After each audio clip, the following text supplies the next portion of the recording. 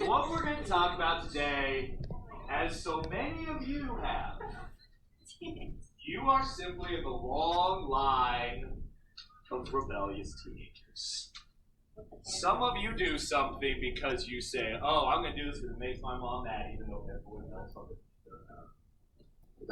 No, now, this is going to come with some more social changes, but today, we're going to talk about some specific changes that will take place, really specifically just for women. As today, we are going to talk about the 1920s and a group of women that will be nicknamed the Flappers.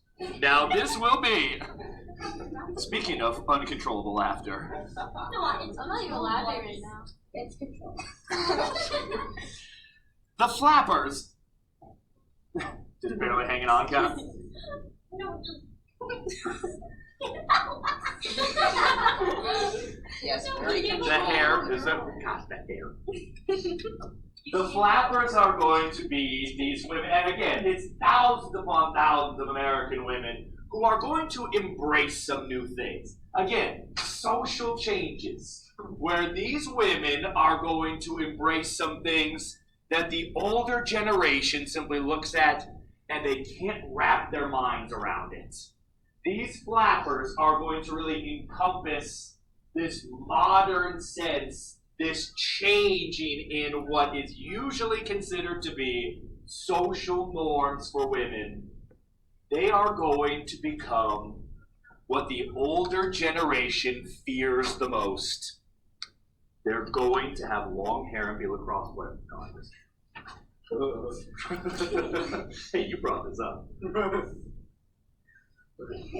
These women are going to change some things that are thought to be very traditional, very normal, and the older generation just hates it when this happens. These women will start to show ankle.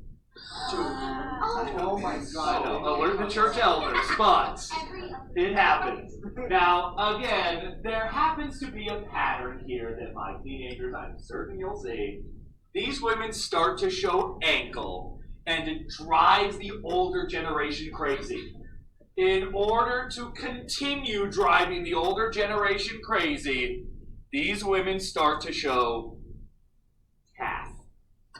I know. Control yourselves. However, there is a pattern here.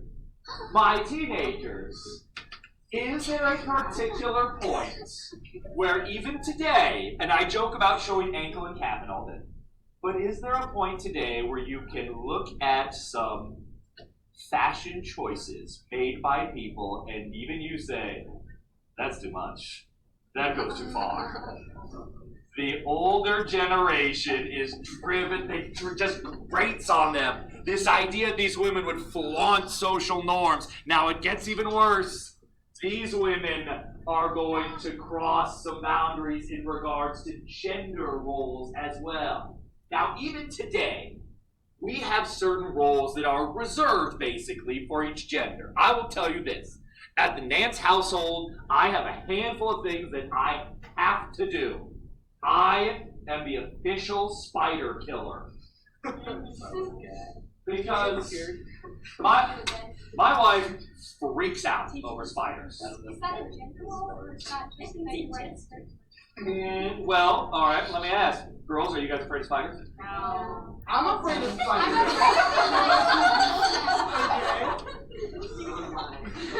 No, great.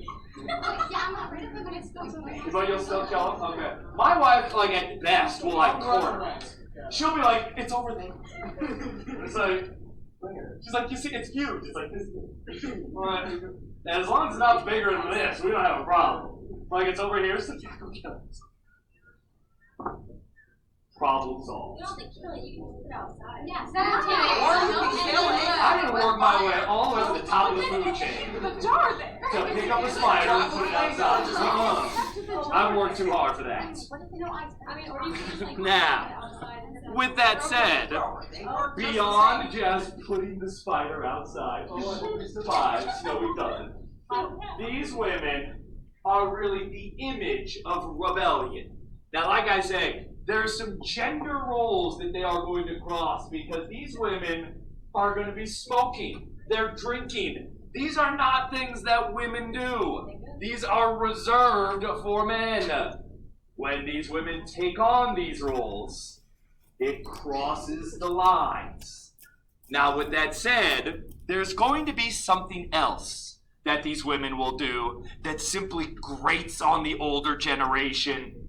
It comes with employment opportunities. Now, we have seen women cross this line before.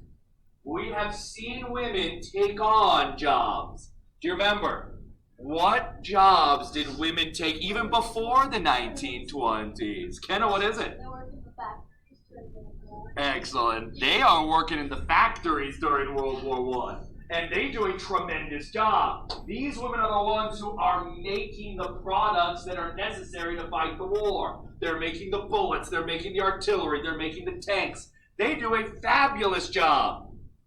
But when the war comes to an end and the men return home, they are really promised your jobs will be there when you get back.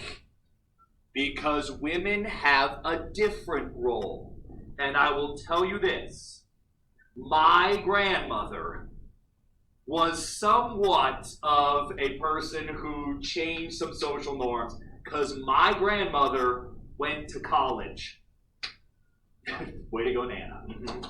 But my grandmother went to college, and as her mom said, this is a quote, "You are not going to college to get an education. You are going to college to get your MRS." This is. You are going to college to find your husband, not your mersh. Now, my Nana did something that was unheard of. She got her first. She got her MRS. She did. But my grandmother graduated. Accidentally. My grandmother went to college to find a husband, just as her mom had instructed her. She found what her husband, basically her senior year, they got married, and she finished the semester with enough credits to graduate. And her mom said, well, that was a fortunate accident, but that's not your role. And as her mom told her, your job is to take care of the children. This is what her mother told her. So when the men came back from World War I, they replaced the women who were in the factories. Just as my grandmother was told, it's not your responsibility to go to work. Your responsibility is to take care of the children.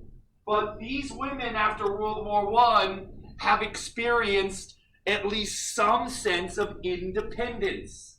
The overwhelming majority of women at this time would quite honestly go from their father's house to their husband's house. It's simply how it worked.